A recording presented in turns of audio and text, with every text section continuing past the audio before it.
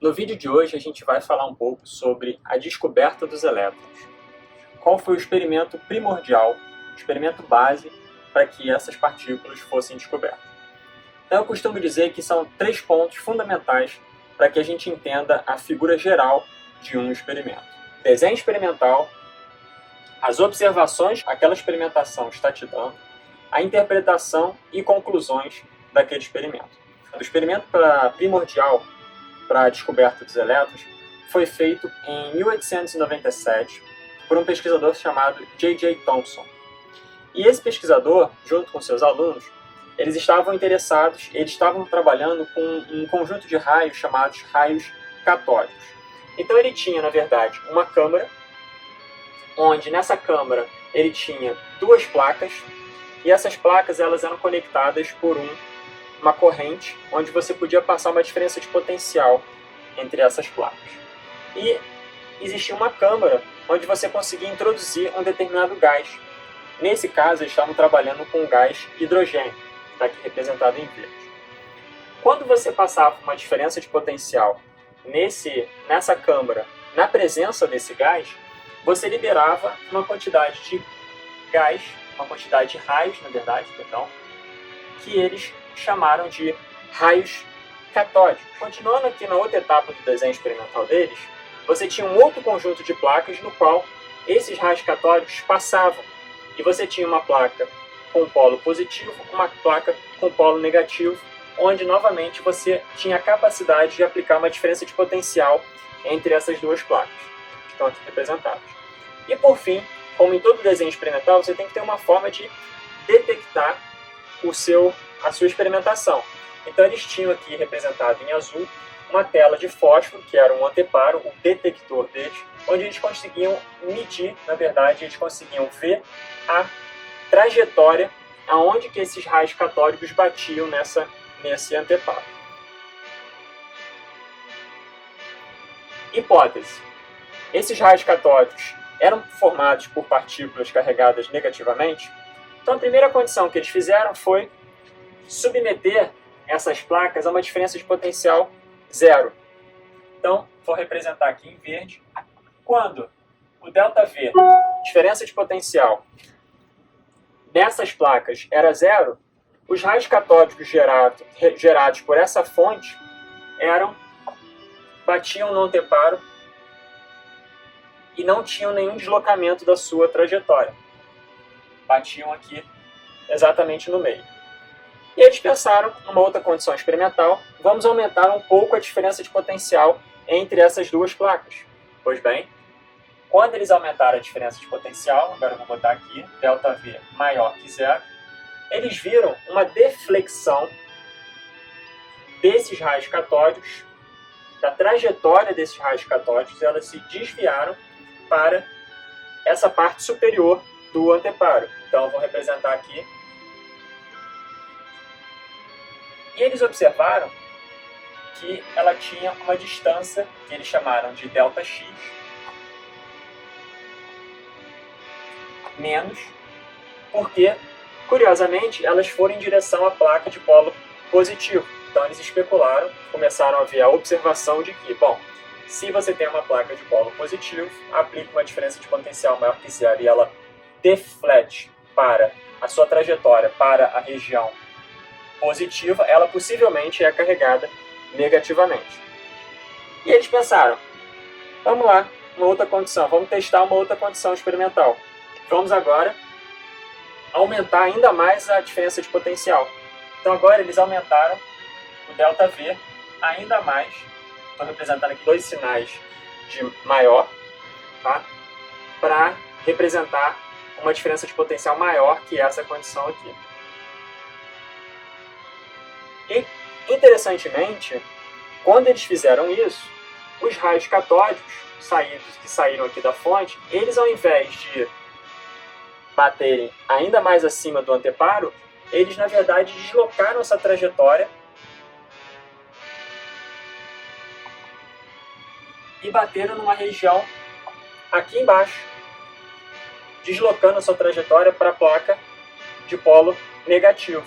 Eles, opa, que curioso, você tinha na verdade dois tipos de partículas que compunham esses raios catódicos, certo?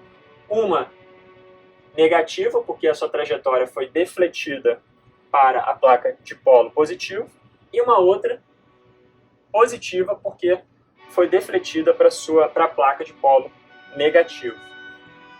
Então essa é a primeira observação. A outra observação, que lhe chamou bastante atenção, foi que o deslocamento foi diferente. As partículas que foram para o polo positivo, a placa com polo positivo, ou seja, potencialmente partículas de carga negativa, elas deslocaram mais quando comparado com as partículas que migraram, sofreram deflexão, desvio da sua trajetória para o polo negativo, ou seja, potencialmente partículas de carga positiva. A deflexão, está aqui representado ΔX mais, era menor. Então quais são as observações? ΔX das partículas potencialmente negativas era maior que a deflexão das partículas potencialmente com cargas positivas. Uma outra observação que eles tiveram foi que, mas isso é estranho, como pode? A gente está gerando raios catódicos a partir de gás hidrogênio e você está vendo duas cargas? Isso não pode existir. Naquela época, a conclusão base era: isso daqui não tem como dividir. A carga que está compondo esses raios catódicos deve ser igual. A carga das partículas, eles assumiram como cargas iguais, porque você estava saindo de um gás hidrogênio, um conjunto de raios, e eles não tinham como imaginar de que a carga seria diferente entre esse conjunto de partículas que estava defletindo de forma distinta. Então, a outra observação que eles fizeram foi que a carga, está aqui representado por esse E, das partículas potencialmente negativas, porque eles tinham uma observação aqui experimental de que elas estavam migrando para a placa positiva, era igual à carga desse conjunto de partículas que migrou para a placa negativa, logo, potencialmente partículas positivas. Então, eles tiveram em termos, obviamente, absolutos.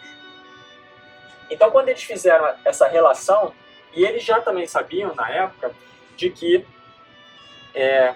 esse deslocamento, esse ΔX, ele era proporcional, e aqui a gente está representando por esse valor de alfa, era proporcional à carga sobre a massa. Então, eles simplesmente fizeram a relação entre esses dois componentes de partículas, essas duas espécimes de partículas que eles estavam analisando. Então, eles fizeram que ΔX das partículas potencialmente negativas sobre ΔX das partículas potencialmente positivas estava diretamente relacionado à carga da partícula negativa sobre a massa dessa partícula negativa sobre a carga dessa partícula potencialmente positiva sobre a massa dessa partícula potencialmente positiva. Só que eles fizeram uma proposição de que a carga era a mesma dentro desses raios catódicos. Então, você simplesmente ignora o valor de carga, porque ele era o mesmo, e com isso eles chegaram à relação de que você tinha o deslocamento dessas partículas negativas sobre o deslocamento dessas partículas positivas estava diretamente relacionado à massa das partículas positivas com essas partículas sobre a massa das partículas negativas. O que isso significa? O que eles concluíram a interpretação desse experimento? Que essa massa, essas duas espécimes de partículas que tinham dentro do raio catódico, elas tinham, na verdade, um conjunto de partículas que posteriormente foi chamado de elétrons. Foi o experimento pioneiro para a descoberta dos elétrons. Essa partícula, que tinha uma massa muito pequenininha, ela tinha uma deflexão da sua trajetória maior, por conta da sua massa ser menor. Então ela deslocava mais para o polo positivo, porque tinha essa massa menor, que está aqui representada, enquanto que um outro conjunto de partículas com carga positiva e mais pesada tinha uma deflexão da sua trajetória menor, menor valor de deslocamento. Então, quanto menor for a massa dessa partícula,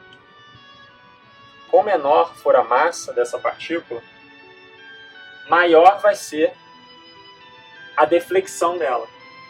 E quanto maior for a massa aquele outro conjunto de partículas que defletiu para a região positiva, para a placa negativa, mais pesada vão ser essas partículas. Então foi a partir daí que esses pesquisadores propuseram a existência de, na verdade, partículas que posteriormente foram chamadas de elétrons e derrubaram aquela premissa de que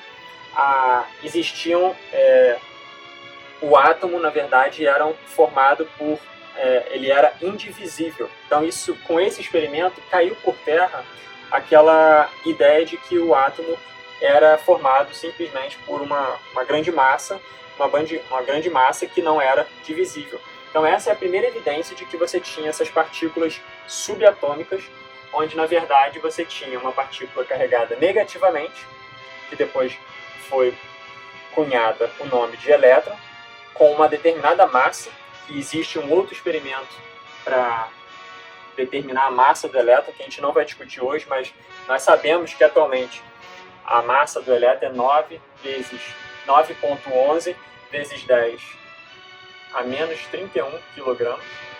E aí, esse experimento, então, fez cair por terra a indivisibilidade dos átomos. Agora nós sabemos de onde vem o experimento pioneiro para a descoberta dos elétrons, por meio do uso de raios catódicos pelo pesquisador J.J. Thomson. Isso foi feito em 1897.